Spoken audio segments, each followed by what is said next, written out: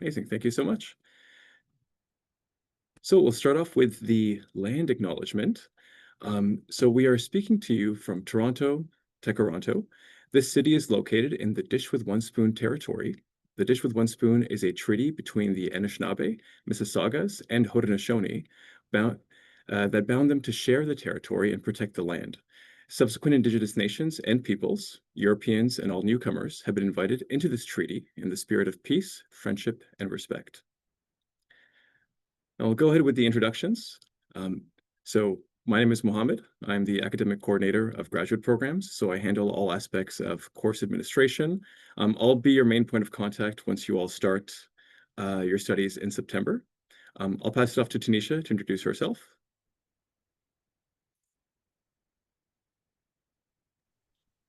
Sorry about that. Hello, everyone. Good afternoon.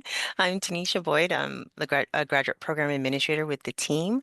Um, I support you in the way of letting you know about all of awards and funding, and I support MRP review, and I am the lead for the media production, Master of Journalism, and the MDI program, PhD program. Sounds good. Thanks, Tanisha. We also have Gino here from YSGPS, which is the Yeats School of Graduate and Postdoctoral Studies. Gino, did you want to give a quick intro? Sure. Hi, everyone. Welcome aboard. Yeah, as Ahmad said, I work in the grad office, and my primary responsibility, only responsibility really in the grad office is administering all graduate awards. All graduate awards through your student account. And as you'll find out soon enough, you'll see that there's awards administered through your programs, and then there's other types of funding like assistantships and stipends that are processed through HR and through supervisors, things like that. But again, yeah, I work primarily with Daniel, with Tanisha, directly with them in terms of administering your award, making sure everybody gets paid, making sure any issues going on with your accounts. Typically, you would go through your programs first, like through your faculty, like Tanisha, Daniel, Elaine, Ahmad, if there's any issues, and then they usually come to me if there's anything. Yeah, and also we run the competitions through the grad school as well, like awards like the OGS, and awards like Tri-Council, like SHIRK, for example. And again, we're going to get into that very soon. Okay, thanks, everyone. Awesome. Thanks, Gino. And thanks for being here. So we'll go first into admission awards, internal funding. So almost all of you that are coming into the program come September received some level of funding. And your funding is generally a combination of both the Toronto Metropolitan Graduate Fellowship, the TMGF, and the Toronto Metropolitan Graduate Development Award. So this is just something for you to know. These names will mean a bit more later on, but just know that the funding you receive is a combination in some capacity of these two. And a small number of you will also receive the Ontario Graduate Fellowship Award, which is administered at the department level. Tanisha will later on talk a bit more about the other awards that we have. Once you start in September, your tuition and your funding will both come in the best way I can explain this would be in thirds. So your tuition is charged to you in 3 installments, and your funding, similarly, is also administered in 3 payments. So when September comes along, 1/3 of the tuition for the year will be charged to your My Service Hub account. And we'll talk more about My Service Hub in about 2 weeks at the onboarding session on July 9th. Once the tuition charge goes in, after a couple of weeks, the funding, 1/3 of the total funding comes in as well and covers whatever it covers. And whatever is left over, it would be your responsibility to ensure you pay that before the end of the month. Be aware that if you miss any payments or you delay the payments and it goes into the subsequent month, you will incur late fees. So I put some images here from My Service Hub. So you see, like, when you look at your total account balance, any amount stated there is the amount that you owe. And what you want to see is the second screenshot. That's where you want your account to be. If in the odd chance that your funding actually covers all of your tuition and leaves you left over with something, you'll see something like this, a negative balance on your account. And this, you can go right here to the refund portal. and have that transferred to your personal bank account. Some of you might be in this situation, some of you may not, but just something to keep in mind. And if you have any further questions about this, you're welcome to come and talk to us. Keep in mind, it is your responsibility to keep up to date with your My Service Hub account.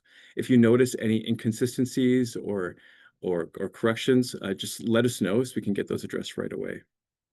I will now pass this off to Tanisha to talk about internal funding scholarships. Thank you, Mohammed. As Mohammed stated, in this portion of the presentation, I'll be speaking about internal scholarships and funding. Many of you have seen information sent to you by way of my colleague Elaine about the Bridging Divides Entrance Scholarship. You've probably already applied to this already, but I just want to bring it to your attention again because individuals in a 2-year master's program have the opportunity to apply again. Because for master's students, you have a maximum of 2 years you can receive the stipend, and for PhD students, there's a maximum of 4 years. So existing PhD students have the opportunity to apply to this scholarship/stipend in the following years of their study. If you haven't done so already, please take a look at the links for more information. And of course, you can always email the Bridging Divides directly via the email that is there on the screen. Next slide, please. Thank you. So there's really 2 ways you can explore the different funding opportunities that we have available at TMU. One of the first points of contact I would say to look at is the Scholarships Funding and Awards website. You can access this through the graduate admissions website. And we provide the link there as well. This website provides information on competitive graduate level scholarships and awards. And when you reach the landing page, you'll see different that we categorize the awards in internal, program specific, Canada-wide, international, federal, and provincial. And you'll see all the information you need to know about applying to the award, the requirements, the criteria, the award values, where to apply to, and the application deadlines. So this is a great place to start to take a look at awards and funding and bursaries that may be applicable to you. Can we go to the next slide? Okay, so another space that you can access awards and funding is through a database called AwardSpring. So AwardSpring has more than 1,400 awards and scholarships and bursaries in the system. And in order to be matched with an award, you have to fill out an application, and there's a questionnaire. And in that questionnaire, you want to make sure that you're answering honestly and completely, because as you the questions on the questionnaire are linked to the eligibility requirements of the awards in the system. So you want to make sure that you fill out your application completely so that the maximum amount of awards can show up on your dashboard. So for instance, if you let's say you're a student in the Doc Media program, and one of the criteria for a program award that we offer is the demonstrating financial need, but you do not complete the financial questionnaire. So you will not see that award on your dashboard, or any award that's asking for financial to demonstrate financial need. So it's very important to complete the AwardSpring questionnaire, because many of the awards that we distribute, the program specific awards that we have in our graduate programs, come through AwardSpring. Not all of our programs have program specific awards, but many of them do. And what we do is we send out emails by way of the program account just before or just after the opening date for the awards, just to encourage you to apply, because you may not be actively looking at AwardSpring. So we do make sure that we keep you on top of that information via email by letting you know when the application periods open up. Sometimes some of the programs offer only fall awards, or just in the winter or in the spring even. So it depends on the program and the specific tailored scholarships that they have.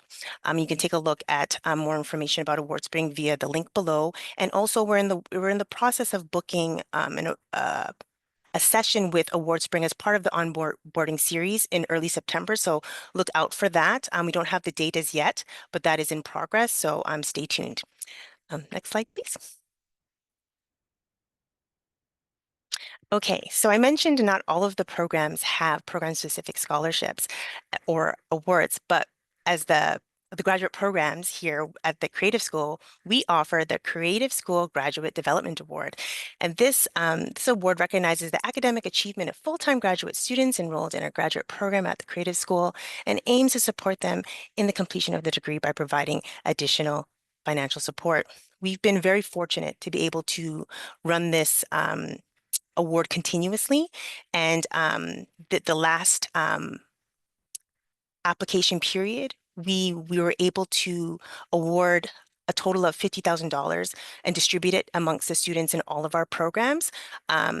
We run the application via email and get you to fill out a Google form. We don't do this through AwardSpring, and it's application based. You have to fill out, complete the application, and each program has a review committee that takes a look at all the applications and decides who is deserving of the award. So this is a great option for financial funding as well. And this usually is run in the winter term.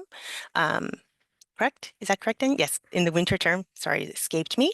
And so you can look forward to potentially receiving the Creative School Graduate Development Award. And it's available to all of our graduate students, no matter which year you're in. So that's an awesome opportunity as well. We can move on to the next slide. Okay. Moving on to external funding. So we have the Ontario Graduate Scholarship, or the OGS, and our institution has matched that with something called the Toronto Met Graduate Scholarship, or the TMGS. And they're both valued at $15,000. And so when you apply, as soon as we get our hands on your grades, we're taking a look and calculating to see if you're eligible. We're looking for students who have at least an A- or higher in each of the last 2 years. So if you're hearing this presentation, you may have already been aware of the OGS adjudication process. So we're well into the decision notification period.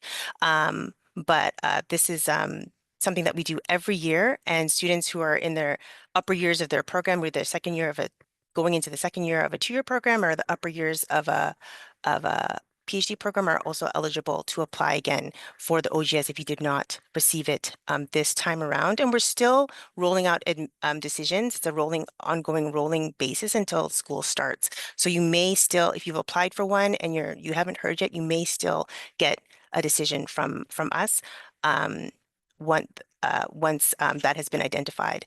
Gino, would you like to chime in with any additions? Sure. Yeah. Further to what Tanisha's saying specifically about the OGS, TMGS. Yeah, you absolutely would have had to have applied for these awards by the deadline, which was some months ago now. So unfortunately, effectively, the competition is closed for the 25-26 year. But again, if you did apply and you were added to the pool for consideration, then just as Tanisha mentioned, yes, there's ongoing, cancellations, people that change their mind. Various programs would have made offers throughout, for the last several months, and people would have, like I say, they would have changed their minds. They've decided not to go, or they're going to a different school, or they're going back to work, or whatever. So there is absolutely a lot of movement that happens over these months, especially leading up to, I'd say more so after the deposit is due. And I'm sure they'll get into that, or if that was discussed already. Um, and then, yeah, as I say, there's a lot of movement. So, but like I said, you would have had to have already applied for this competition in order to move up, so to speak. So, like again, like what Tanisha said, when people do cancel or move on, then we go down our list and then and see who's next. So yes, there's a good chance that you could be next in line. And the same goes for also for tri-council awards like SHRC, like I say, for those CGS Masters Awards. But that's very rare that happens in that case. And even for internal awards, not to jump all over the place, but even for, like I say, as people change their minds or what have you, then what the programs do is they move up on their list who's next, who's eligible for funding, and then yeah, there's a possibility that you could be next in line. So yeah, I'll pass it back to Tanisha. Thanks, Gino. We can move on to the next slide.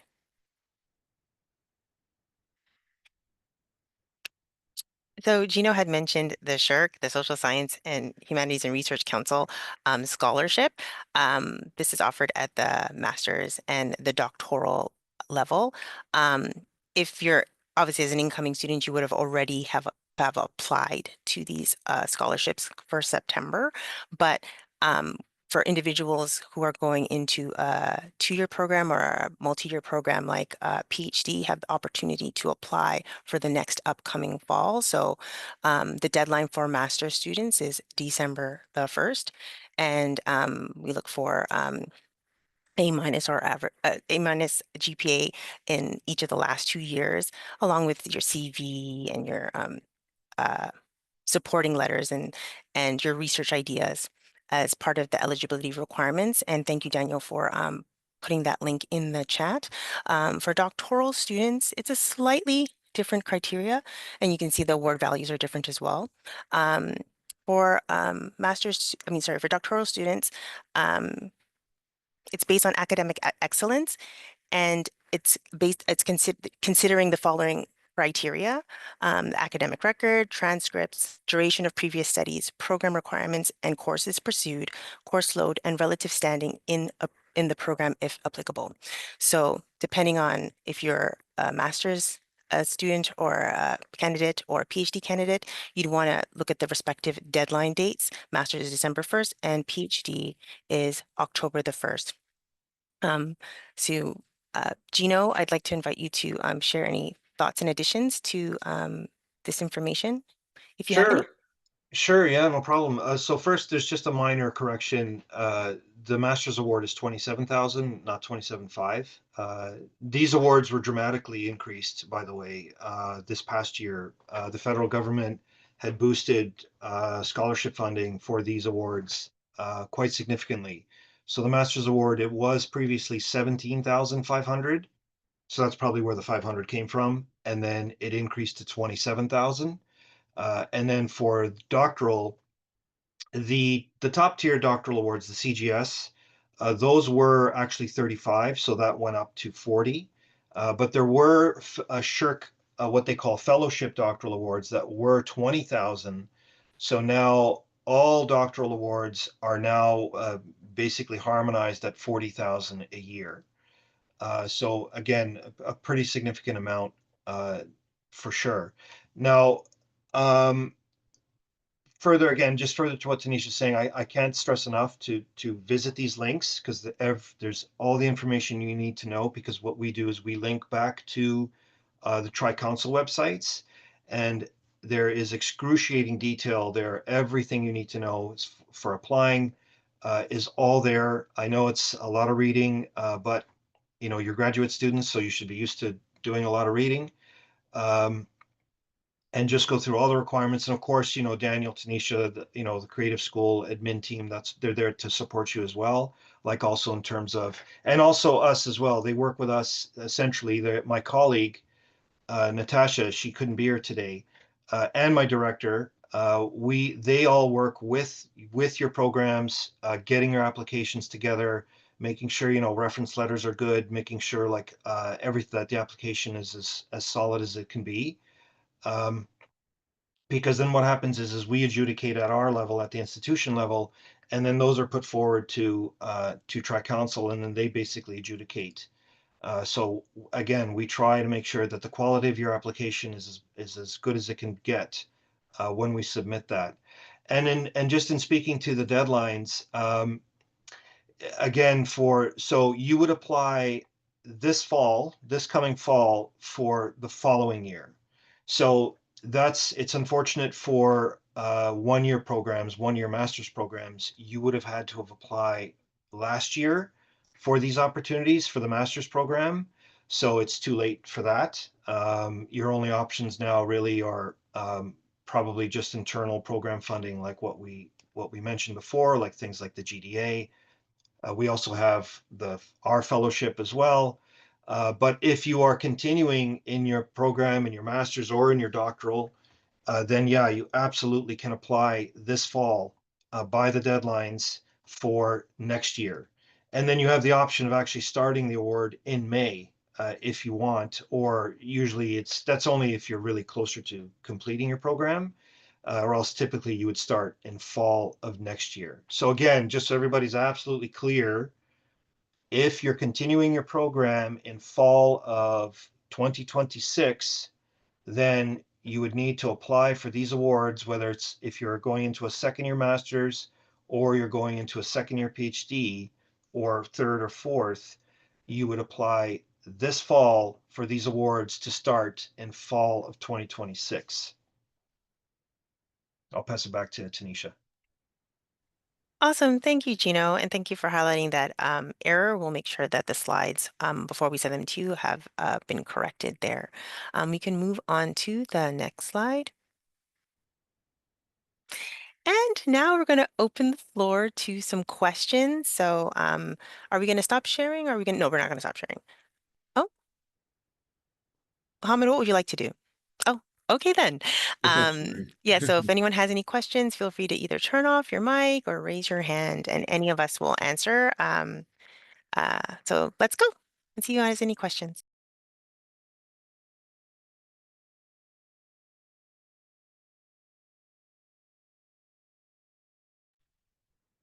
Really, no questions? This is great. It's because, I have to say, we're all superstars and we gave this excellent information. So everyone is crystal clear.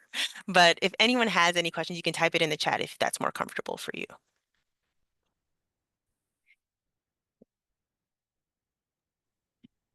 I have a little something, just a tip for everybody. There is for those of you who are in a 2-year program, as part of the onboarding sessions, we are having a SHIRK and grant application workshop coming up on July 15th. So make sure you sign up for that. I put the link on the chat for the registration. It's on the same Welcome Creative Grad website. So just take a look at there. Basically, in the faculty, we have a place called the Catalyst, which is basically a place for research and collaboration between faculty and graduate students. And we have Stacy Berquist, who is a member of the team there, and she's going to be giving the workshop just to help you apply for, SHIRK and other grant applications and stuff like that. So if you're interested in any of that, make sure you sign up and start early, because that will make it a lot easier for you when you actually have to apply by deadlines. Which brings me to my second tip. If you're applying to any scholarship or anything in general, don't leave everything to the last minute. A lot of these scholarship applications require letters of recommendation, which means you have to contact your instructors, professors, people, etc. So make sure you give them a lot of time whenever you're trying to request anything like this.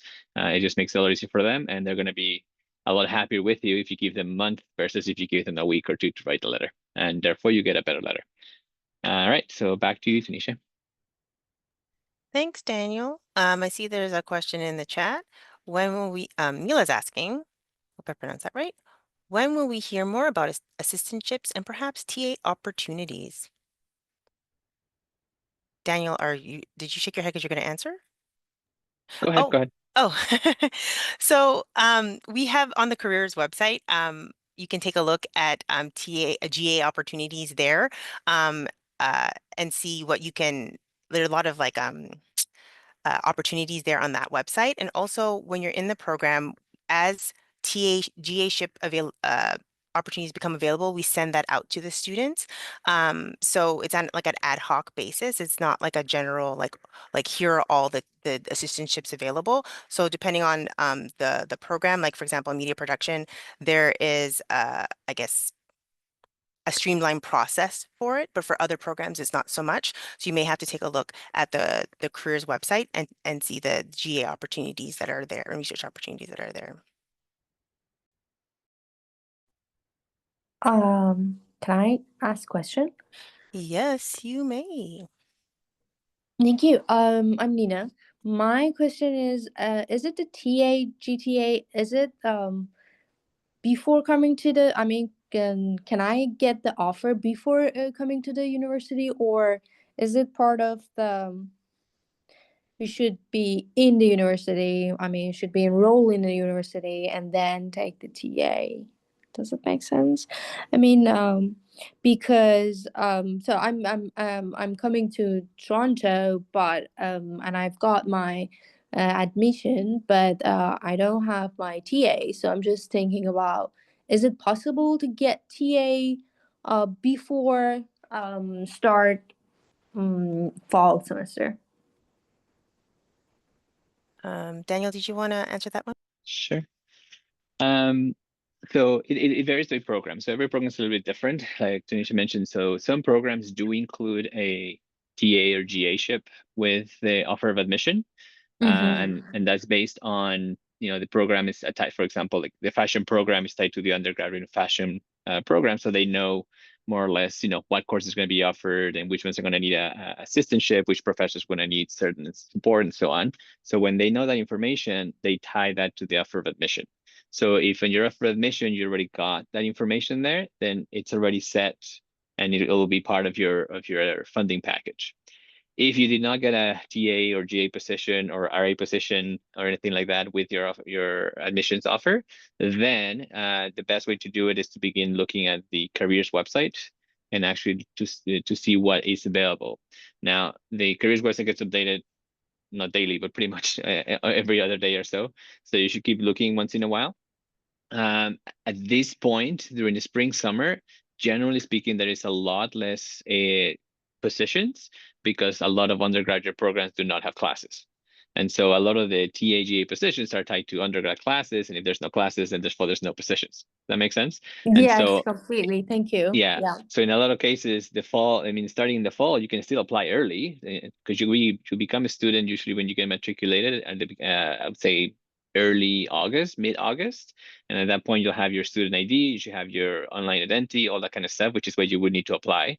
So just a matter of going on the website, checking what you're eligible for. And pretty much any position that's listed on the site in any of our faculties, any of our programs, you can apply for, as long as you have the background based on your previous education, your previous degree, those kinds of things. So apply and go for it.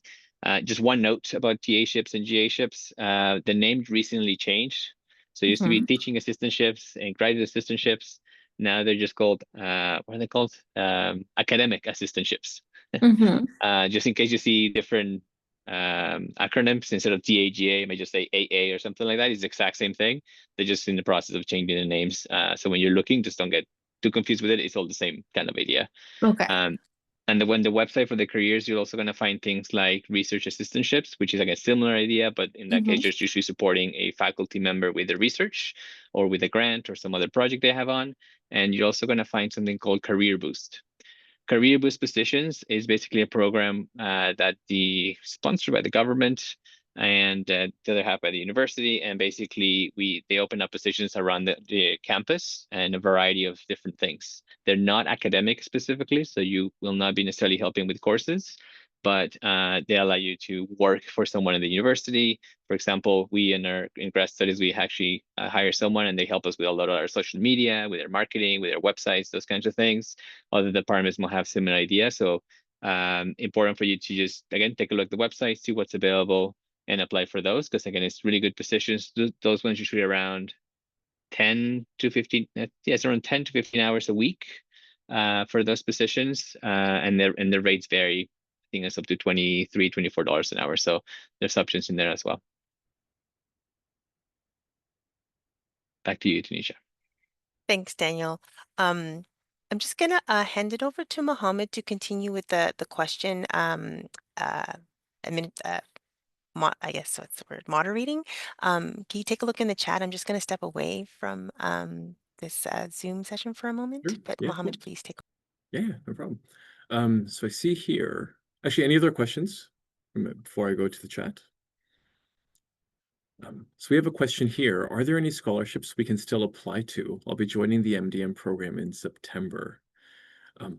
Daniel, could I pass this to you for awards and scholarships? Yeah, that's fine.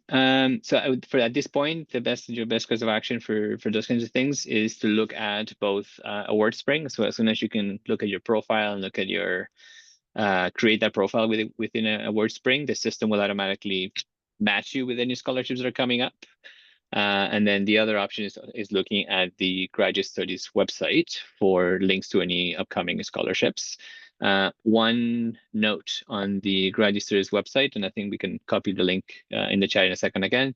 When you look at the scholarships page, you're going to see a list of the scholarships, but if you scroll down a little bit farther, there's also a calendar, like a Google Calendar, which you can actually subscribe to.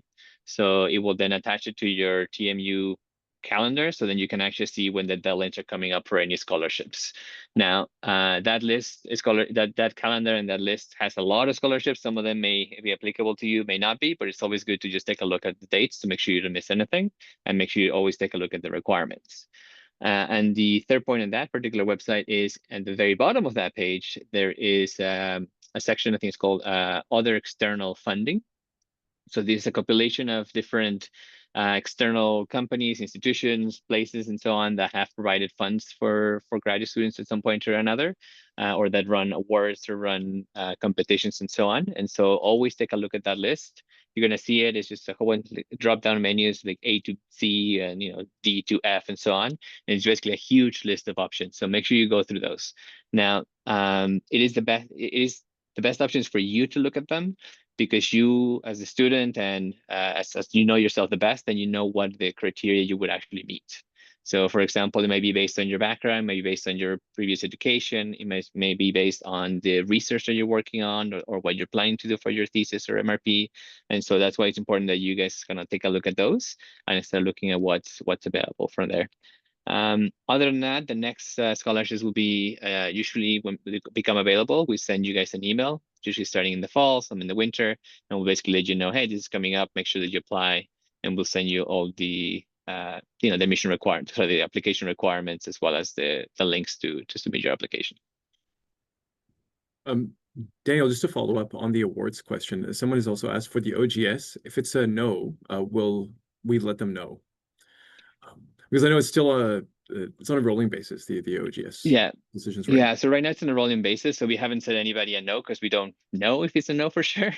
And we also can't necessarily publish the results yet, but at some point we're going to work on see if we can create at least a page of the recipients, or just let you know when everything's done. But basically, I mean, to give you an idea, in past years we've received notifications sometimes middle of the fall term that someone received an OGS because maybe somebody else dropped the program or changed their mind or something like that, and so a next one became available, which is also why we don't necessarily send a notification of no, because in a sense you're still on the list until pretty much like the academic year is almost done. But I'll let Gino just raise your hand. Go ahead, Gino. Yeah, thanks, Daniel. Pretty much what I said earlier. Believe it or not, I actually am giving away, or not giving away, I'm allocating a very small handful of OGS even now for this term. And this is a result of, again, just various factors that affect, students' enrollment, et cetera, the way awards move, when other awards become available, et cetera. It's, we do not get your hopes up and rely on this, because again, this is a very, very small amount. It's a very small group.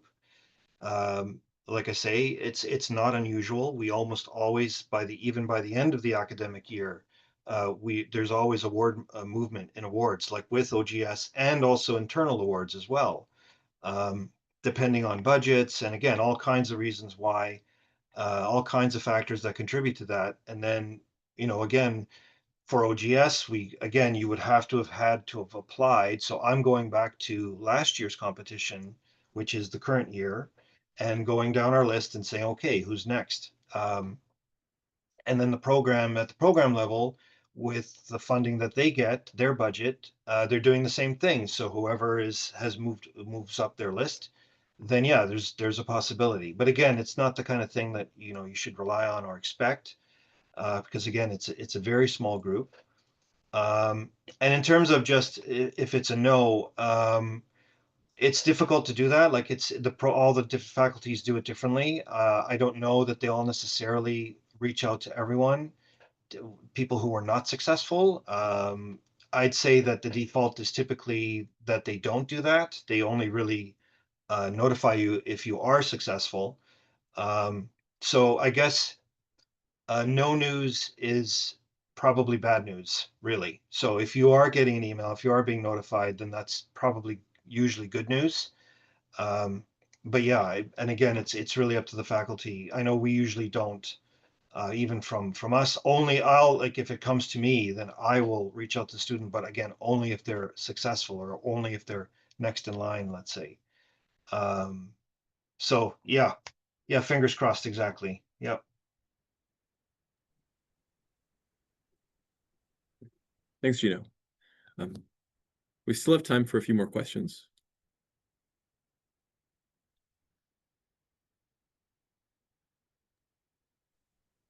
I just wanted to say I made a note about AwardSpring, and so there is a distinction. I just wanted to mention that there is a very clear distinction between AwardSpring and awards like OGS and like these other awards that we were talking about, like the GDA, the Graduate Development Award, and the Toronto Met Graduate Fellowship and the Ontario Graduate Fellowship.